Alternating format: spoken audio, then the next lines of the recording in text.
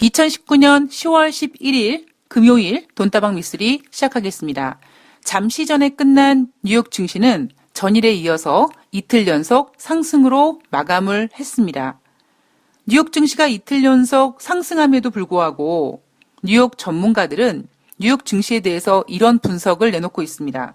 뉴욕 증시가 연일 온탕과 냉탕을 오고 가고 있다.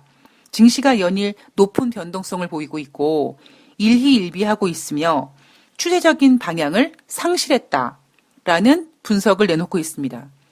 여러분, 이 분석은 뭐냐면 9월 말에 미쓰리가 여러분 10월달 증시는요 멀미약이 필요할 것 같습니다 라는 이야기를 이렇게 얘기해주고 있는 거죠. 자, 왜 10월달 이렇게 멀미약이 필요하고 전문가들 표현에 따르면 높은 변동성을 보이고 있고 추세적인 방향을 상실했는가? 바로 제가 분석해 본 결과로는 어제 말씀드렸던 것처럼 이 경제라는 우물 속에 정치라는 녀석이 깊숙이 발을 담궜기 때문에, 그래서 경제는 자기의 길을 가야 되는데 어쩌면 지금 정치에 오염된 거죠. 정치와 경제는 똑같습니다. 뭐가 어떤 면에서 똑같냐면 사람이 만들었고요. 그 안에 어떤 식으로든 욕심이 들어가 있습니다. 이게 바로 정치와 경제의 공통점이죠. 그리고 사람이 만들었기 때문에 그만큼 다양한 시나리오가 존재될 수 있고 언제든지 변화무쌍할 수 있다. 이게 공통점이라면 그럼 차이점은 뭐냐면 경제는 돈이라고 아주 심플한 녀석이 메인인 반면에 정치는 참 말하기 어려운 권력이라는 그 제목을 달고 어쩌면 경제라는 녀석이 순수한 녀석이라면 정치라는 녀석은 더 복잡하고 더 교활하고 그죠? 더 변화무쌍한 그런 녀석이다 보니 순수한 경제라는 우물 속에 정치가 발을 담궈버렸기 때문에 경제가 지금 가야 될 길을 잃어버렸습니다. 작년만 하더라도 미국과 중국의 무역협상 이런 이야기들, 영국의 브렉시트 이런 문제들이 증시에 영향을 끼쳤습니다만 그럴 때마다 뉴욕 증시는 뭔 소리야, 기본에 충실해야지, 지금 3분기 실적 시즌이거든, 여기에 충실할 수 있었습니다만 올해는 3분기 기업 실적이 전분기 대비 부진하다 보니 그거를 내세울 수도 없는 거죠. 그래서 뉴욕 주식시장이 지금 이렇게 연일 온탕과 냉탕을 왔다 갔다 하고 있다라고 얘기하고 있는 겁니다. 제가 지난주에 10월달 두 번째 주까지 꽤 중요한 딜이 두 가지가 있다. 그 첫 번째 딜은 뭐냐면 북미 실무협상, 두 번째는 미중 무역협상. 그런데 이 두 가지 모두 작년만 하더라도, 저는 작년이라고 생각을 하거든요. 그러니까 작년만 하더라도 트럼프 대통령이 키를 쥐고 흔들었는데 지금은 김정은이 키를 쥐고 흔들고 있고 시진핑이 키를 쥐고 흔들고 있다. 그래서 트럼프 대통령 입장에서는 떡 줄 사람은 생각하지 않고 있는데 김칫국부터 마시려고 하고 있고, 이 판을 깨지 않기 위해서 계속 긍정적인 멘트와 긍정적인 액션들을 하고 있습니다. 그런데 북한과 미국의 실무협상은 어쩌면 그 실무협상이 결렬되면서 가장 큰 타격을 받은 곳은 대한민국 주식시장에서 남북경협주였죠. 그런데 미국 입장에서는 사실 북미 실무협상 그닥 그렇게 메인 문제는 아니거든요. 그래서 북한과 미국의 실무협상이 결렬됐지만 미국 증시는 그 영향을 받지는 않았습니다. 그러나 미국과 중국의 무역협상 문제는 다르죠. 왜냐하면 증시를 이끌어가는 사람들 입장에서는 지금 그럴듯한 이슈가 없거든요. 실적 시즌인데 실적 이야기를 못해요. 자, 거기에다가 금리 인하? 전문가들이 지금 증시가 연일 온탕과 냉탕을 오고 가고 있다. 높은 변동성을 보이고 있다. 이렇게 얘기하는 이유는 미국과 중국의 무역 협상에 대해서 기다 아니다, 스몰딜이다 아니다 이런 얘기 때문에 이렇게 변동성을 보이고 있다라고 얘기하고 있지만 저는 약간 생각이 다릅니다. 제가 지금 뉴욕 주식시장이 이렇게 변동성을 보이는 이유는 딱 한 가지예요. 금리를 인하했는데 왜 이러지? 이거거든요. 우리가 어떤 현상을 보고 이상하다. 저거 왜 저렇지? 라고 할 때 어떤 액션을 하냐면 고개를 오른쪽, 왼쪽 갸우뚱 합니다. 지금 증시가 이상하다. 지난 7월 달부터 금리 인하하는데 왜 경제가 이렇지? 이거예요. 처음에 7월 달에 금리를 인하했을 때는 소매 판매도 잘 나오고 막 지표들이 막 반등하는 모습을 보였습니다. 그죠? 그런데 최근 나오는 경제 지표는 앞에서 두 번의 금리 인하가 무색하게 보일 만큼 부진합니다. 그러자 시장에서는 이번 10월 달에 또 금리 인하를 할 거라고 예상하고 있습니다. 이상하죠? 7월 달에 제롬 파월 연준 의장은 경기 확장 유지를 위해서 금리를 예방적으로 인하한다고 했는데 그래서 7월 달에 금리를 딱 인하하고 마치 예방주사가 효과가 있는 것처럼 소매 판매라든가 이런 지표들이 이렇게 고개를 들었었는데 하다못해 여러분 지난달에 발표했던 소비자 물가, 생산자 물가도 반등했었어요.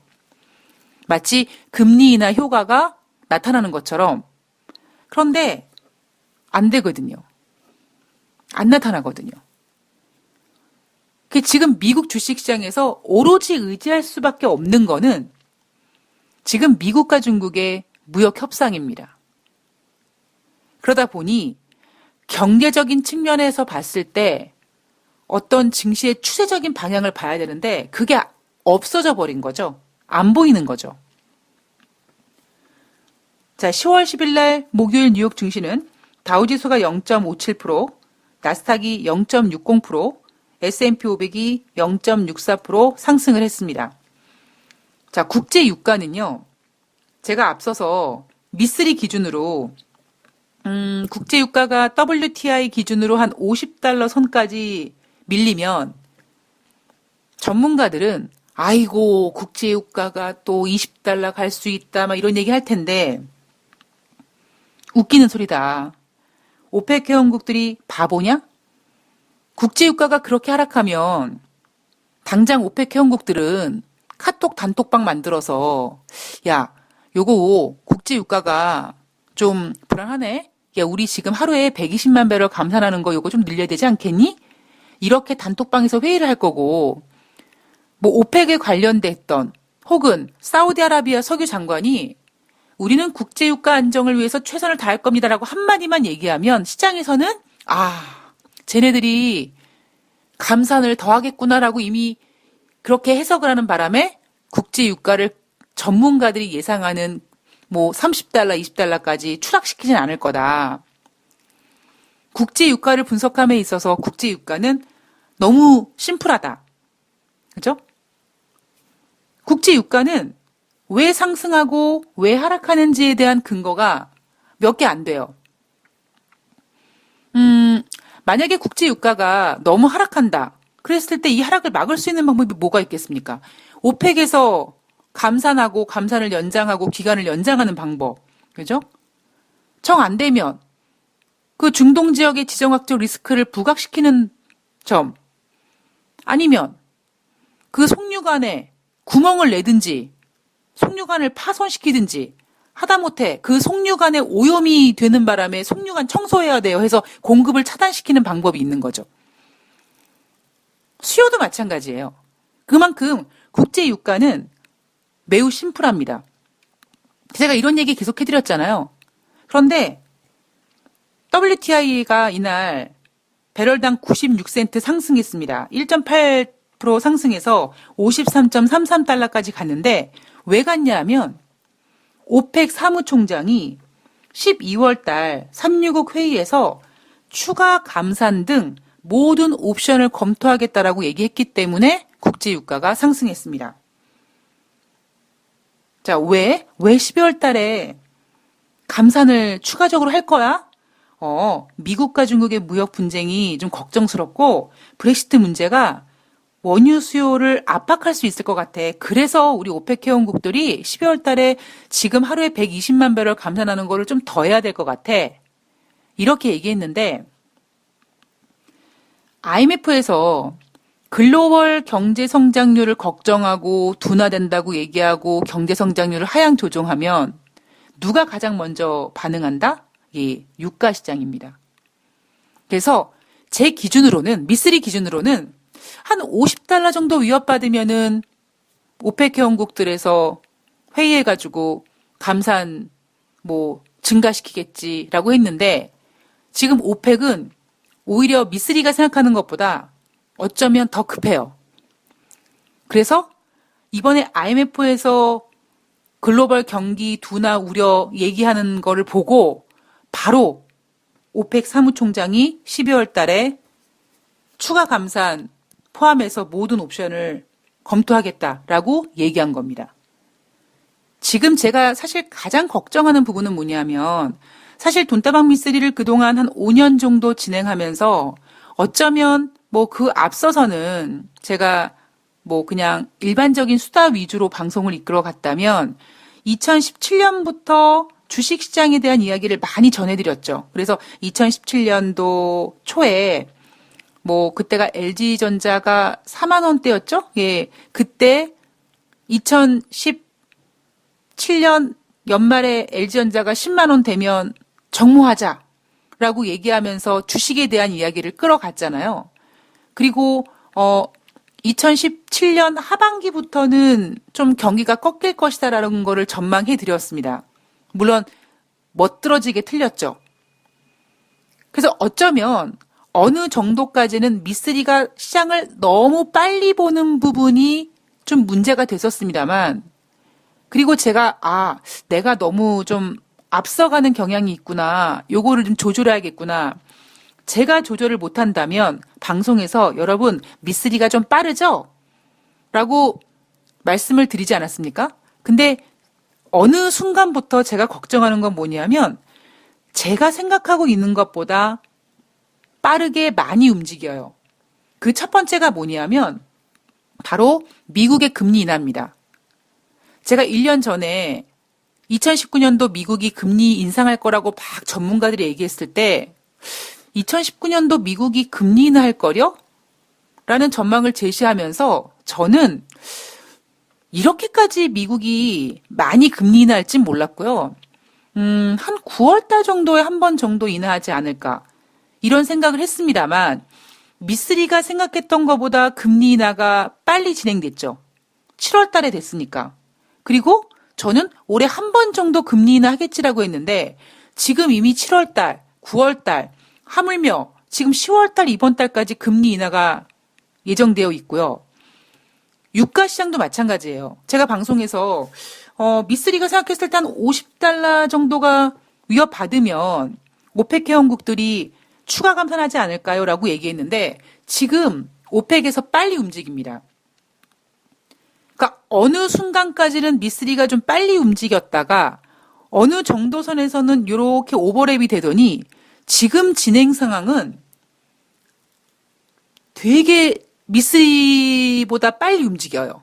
그러니까 저는 이게 약간 걱정이 되는 거예요. 왜냐하면 제가 좀 빨리 앞서가면 어느 정도 앞서가서 이렇게 뒤를 돌아보고 뭔가 조절을 한다든가 내가 뭔가를 놓쳤지? 뭔가 이런 게 점검할 수 있는 기회들이 있는데 주변이 저보다 빨리 움직여버리면 즉 제가 못 따라가면 제가 체크할 수 있는 것들을 그만큼 놓칠 수 있거든요. 한편으로 제가 더 걱정스러운 부분이 뭐냐면 미쓰리가 생각하고 있는 것보다 굉장히 지금 글로벌이 힘들어하는구나 라는 생각을 하고 있는 겁니다. 자, 어쨌든 미쓰리가 국제 유가를 이야기함에 있어서 국제 유가가 만약에 하락하면 오펙에서 추가 감산 얘기 나올 것이다 라는 그 재료가 나왔고요. 자, 그러면 추가 감산을 한다고 했으니 국제 유가가 이렇게 올라갈 것이냐? 아니죠. 결국 이 추가 감산도 어느 정도까지 지지를 해줄지언정 유가 상승을 이끌지 못합니다. 왜냐하면 결국 모든 자산 시장은 수요가 동반이 돼야 되는데 지금 결국 이 오펙에서 12월 달에 감산을 늘리겠다고 하는 이유는 뭐냐면 그만큼 수요가 사용량이 줄어들 거를 염려해서 공급량을 줄이겠다는 거거든요. 따라서 지금 오펙에서 감산량을 늘리겠다라고 하는 거는 어느 정도 국제 유가를 지지할 수 있는 정도의 역할은 하지만 국제 유가 시장의 랠리를 만들지는 못합니다. 자, 경제 지표를 보면은요. 주간 신규 실업상 청구 건수가 전주 대비 10,000명 감소해서 21만 명이 됐고요. 지금 4주 만에 첫 감소세를 보였다고 합니다. 시장 예상은 21만 8천 명.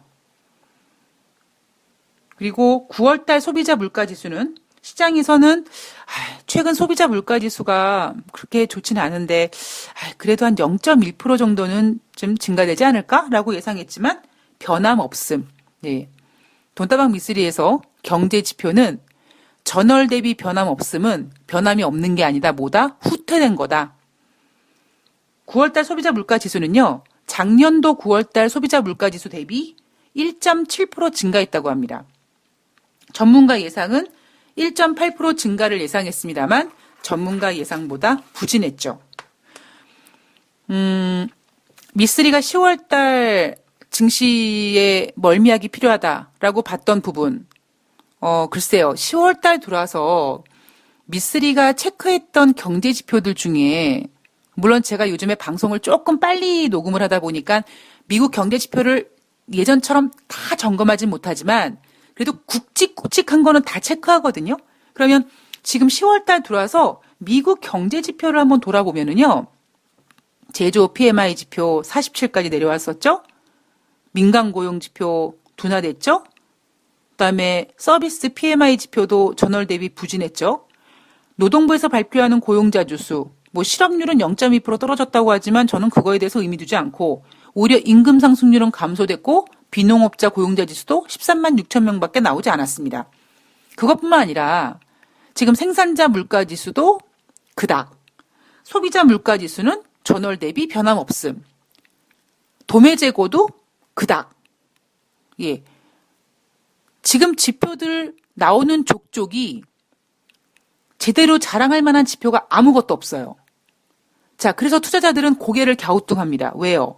이상하다. 지금 10월인데 7월 달에 금리 인하했고 9월 달에 금리 인하했으면 그 금리 인하 효과가 좀 어느 정도 시장에서 이렇게 나와야 되는 거 아니야?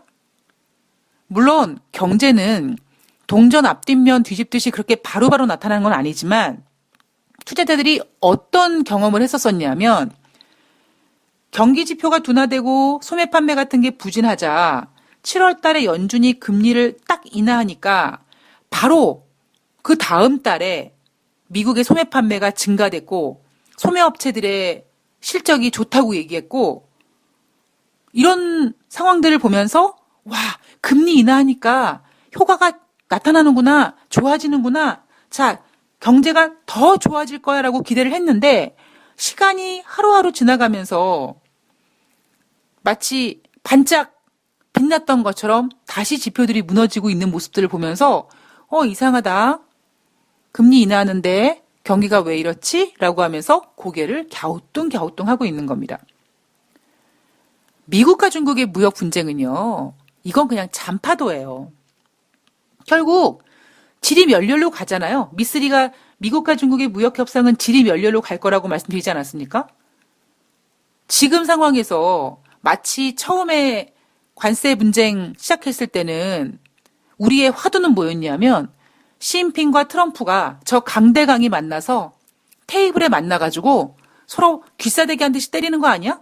판 이렇게 뒤집는 거 아니야? 우리가 그런 것까지 고민했던 사람들인데 지금은 어느 정도가 됐냐 하면 그저 미국과 중국이 서로 등 돌리지 않고 전화통화하는 것만 해도 감사합니다. 협상 날짜를 잘 지키고 그 전에 판 깨고 이렇게 돌아오지 않고 10월 11일까지 리오 부총리가 워싱턴에 그냥 머물러 주는 것만 해도 감사합니다. 그리고 뭐 지적재산권이니 뭐 중국 제조 2025니 뭐 미래 먹거리니 뭐 이런 거 다 필요 없고 그냥 아이고 25% 관세 이거 30%로 인상하는 거 아이고 이거 안 해주는 것만 해도 얼마나 감사한지 아이고 중국이 미국 콩 사주는 거 이거 얼마나 감사한지 우리 좀 이러고 있는 거예요. 제가 가끔씩 가만히 누워서 이렇게 천장을 바라보면서 미국과 중국의 무역 분쟁에 대해서 이렇게 생각을 하면은요, 야, 이런 코미디가 또 있을까라는 생각을 합니다. 우리 그동안 뭐 하고 있었지? 뭐 이런 생각도 많이 들고요. 예. 자, 미국과 중국의 무역 협상 기대감으로 뉴욕 주식시장은 이틀 연속 상승을 했습니다. 자, 지금 제가 이 방송을 녹음하고 있는 이 시점에 언론들은요, 트럼프 대통령이 류호 부총리 만나기로 했다. 긍정적인 얘기가 오고 갈 것이다. 뭐 이런 기대감 때문에 뉴욕 증시가 상승했다. 이런 내용들 막 쏟아져 나오고 있습니다. 자, 미국과 중국, 트럼프 대통령과 류호 부총리가 둘이 만나면 모든 것이 다 해결이 될까요? 이 문제가 풀리기 위해서, 미국과 중국의 문제가 풀리기 위해서 가장 쟁점으로 우리가 체크를 해야 될 관전 포인트는 과연 미국이 중국을 동등한 강대국으로 인정해 줄 수 있느냐 없느냐의 포인트가 있거든요. 그런데 제가 오랜만에 이런 표현을 써봅니다만 여러분 하늘에 태양이 두 개일 수 없잖아요. 밤하늘에 달이 두 개일 수 없잖아요. 사랑하는 사람을 내가 사랑하는 남자를 다른 년이랑 나눌 수 있습니까? 안 되거든요. 세상에 강한 거는 절대적으로 하나일 수밖에 없거든요. 지금 중국이 원하는 거는 하늘에 태양을 두 개 띄우자는 거고요. 밤하늘에 달을 두 개 띄우자는 건데 과연 트럼프 대통령이 그거 해줄까요? 저는 미국과 중국의 무역 분쟁, 그리고 관세 분쟁, 관세 전쟁, 패권 전쟁은 결국 미국이 그거를 인정해 주느냐 아니느냐에 따라서 결과가 저는 판가름 날 거라고 보고 있습니다. 왜냐하면 이 문제가 상당히 미묘한 게 뭐냐면 제가 앞서도 이 미국과 중국의 무역 분쟁에 대해서 자꾸 언급드리는 부분 중에 하나가 뭐냐면 중국은 지금 미국 머리 위에 올라가고 싶은 생각이 없다니까요. 미국을 이길 생각이 없어요. 물론 이기고는 싶겠죠. 그러나 2019년 현재로서는 모든 부분을 다 불사하고도 중국이 미국 위에 올라갈 수 있는 건 불가능해요. 그게 여러 가지 이유가 있겠지만 경제적인 면을 봤을 때 여전히 세계의 파워머니는 월가에서 지고 있기 때문에 불가능합니다. 그런데 지금 중국은 자기네 본인들이 미국 위에 올라갈 수 없음을 알아요. 언젠가는 올라가려고 하겠죠. 그러니까 그 지금 계단을 밟기 위해서 지금 중국이 원하는 거는 거의 미국, 이렇게 너랑 나랑 같이 앉으면 안 되냐? 이거 하고 있는 거거든요. 좀 유치한 얘기로 좀 하자면 요즘에 이 결혼식장에 가면 글쎄요 제가 결혼식장 가본 지 한 10년 넘은 것 같은데 예. 그만큼 결혼을 안 하는 것도 안 하는 거겠지만 그만큼 제가 나이가 들었다라는 거겠죠. 제 주변에서 뭐 친구라든가 이런 사람들은 이미 다 결혼을 했으니까 예전에는 당연히 신랑이 먼저 입장하고 그 다음에 신부가 아빠 손잡고 입장하는 게 그냥 당연히 일반적이었던 거 아니겠습니까? 근데 이제 어느 순간부터 뭐 스몰 웨딩, 연예인들 같은 경우는 뭐 비공식 웨딩 하면서 잘 모르겠습니다만 최근 들어서는 신랑과 신부, 예, 맞죠? 신랑 신부가 같이 입장하는 그 결혼식도 많잖아요. 그러니까 그것처럼 만약에 신랑이 미국이고 신부가 중국이면 지금 중국이 원하는 거는 신랑 신부 동시 입장하자는 거예요. 약간 이미지가 약간 뭐라 그럴까요? 의미가 다를 수 있지만, 예. 여러분들이 잘 이해해 주실 거라고 믿습니다. 그런데 중요한 건 뭐냐면, 과연 미국이 그거를 인정해 주겠냐라는 거죠. 저는 힘들 거라고 보고 있습니다. 그래서 맨 처음에 무역 분쟁이 시작됐을 때는 큰 무슨 대의가 있는 것처럼 뭐 미래 먹거리니 뭐 이랬지만 지금 결국 뭐예요? 콩 사주고 화웨이 이거 제재 유예해주고 25% 관세 30%로 인상하는 거 이거 좀 연기해주고 그거 연기하는 게 여러분 그래봤자 5% 차이고요. 이미 25% 관세는 고율 관세예요. 그러니까 지금 미국과 중국의 무역 협상에 대한 진전 사항을 쭉 처음부터 여기 생각해 보면 지금 얘네 뭐 하고 있는 거지? 라는 생각을 지울 수가 없습니다. 그리고 또한 이날 나온 얘기 중에 하나가 이제 2부에서 전해드릴 텐데 중국이 아니라 영국에서 아일랜드 총리와 영국 측이 만나서 뭐 안전장치에 대한 무슨 얘기를 뭐 했대요. 구체적인 내용은 나오지 않고 있어요. 그래서 그 내용이 이제 아일랜드 총리와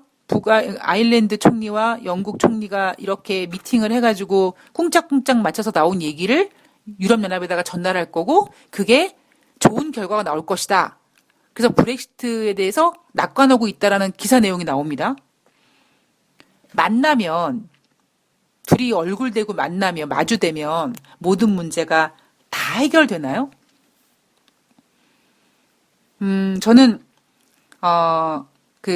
제가 요즘에 방송에서 남자친구 얘기를 자주 하는데 저랑 남자친구랑 지금 미국과 한국의 거리에서 지금 11년째 이 롱디를 하고 있는데 저희가 가끔씩 그런 얘기를 해요.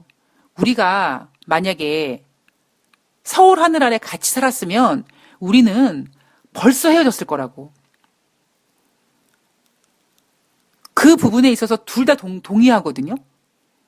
벌써 둘이 성질들이 만만치가 않고 서로 지지 않으려고 하고 이런 게 있어서 만약에 서울 하늘에서 만났다. 그러면 벌써 끝났을 거라고. 그러니까 저는 개인적으로 인간관계에 있어서 자주 만나는 것도 중요하지만 어느 정도 뭔가 시간이 필요할 때 보지 않는 것, 그러니까 그 보지 않는 게 아예 절교를 하는 게 아니라 서로 시간을 좀 두고 냉정을 찾는 시간을 가질 때 오히려 그게 상대방과 조율이 된다면 저는 그러한 인간관계가 더 오래 갈 수 있다라고 보는 사람이거든요. 뭐 제가 그렇게 생각을 해서 지금 미국과 중국의 무역 분쟁을 좀 다르게 보는지 모르겠습니다만 우리는 어느 순간부터 그냥 미국과 중국이 전화 통화하는 것만으로도 땡큐. 류호 부총리가 일정대로 워싱턴에 머물러 주는 것만 해도 땡큐. 트럼프 대통령이 백악관에서 류호 부총리를 만나는 것만 해도 유후! 주가 상승 이러고 있는 거거든요. 물론 자주 만나서 정드는 것도 중요하지만 만나는 횟수가 중요한 게 아니라 제가 맨날 그래요. 그러니까 남자친구와 저와 롱디를 하면서 자주 만나지는 못하지만 가끔씩 만나면 그 어느 연인은 부럽지 않게 멋진 데이트를 하고 그 추억을 가지고 또 보지 않는 동안에 그 추억을 또 되씹으면서 버텨가고 있기 때문에 굳이 자주 만나야 돼? 자주 만나서 둘 다 성깔 있고 둘 다 지지 않으려고 하는데 보고 싶은 마음에 자주 만나면 만날 때마다 계속 싸우고 결국 헤어질 텐데? 라는 생각으로 본다면 지금 중국과 미국의 관계가 단지 만난다라고 해서 이게 뭔가가 나오는 게 아니라는 거죠. 자주 만난다고 해서 뭔가 좋은 결과가 나올 거라는 거는 아니라는 겁니다. 물론 증시를 분석하는 사람 입장에서는 저것들이 완전히 등을 돌려버리면 정말 막가잔식으로 하는 거 아니야? 그렇게 되지 않을까 이런 걱정을 갖고 있겠지만 지금 상황에서 이미 중국과 미국은 지난 1년이 넘는 시간 동안 서로 관세를 부과하고 신경전하고 자존심 게임하면서 이미 타격 받을 만큼 받고 있기 때문에 두 나라 다 막가자는 식으로 가진 않을 겁니다. 그러니까 우리는 혹여 이번에 미국과 중국의 무역 협상에서 어떤 결과가 나올지, 정말 우리가 기대하고 있는 스몰 딜이 나올지, 아니면 또다시 뭔가 다음 기회에 이렇게 또 딜레이 될지 잘 모르겠습니다만, 최소한 주식시장에 참여한 투자자들은 좀 냉정하게 저것들이 저렇게 자주 본다고 저게 좋은 걸까? 저것들이 이렇게 자주 본다고 이게 시장에서 이렇게 쪼갤 일인가? 라는 걸 한번 고민해 보시는 것도 미국과 중국의 무역 분쟁을 관전하는 관전 포인트가 되지 않을까? 뭐 그런 생각을 한번 해봤습니다. 2부에서 브렉시트 관련돼서 그리고 22 유럽 상황을 좀 볼 거고요. 그리고 미국과 중국의 무역 협상에 대한 이야기 이어가 보도록 하겠습니다. 좋아요 눌러주시고요. 2부에서 뵐게요.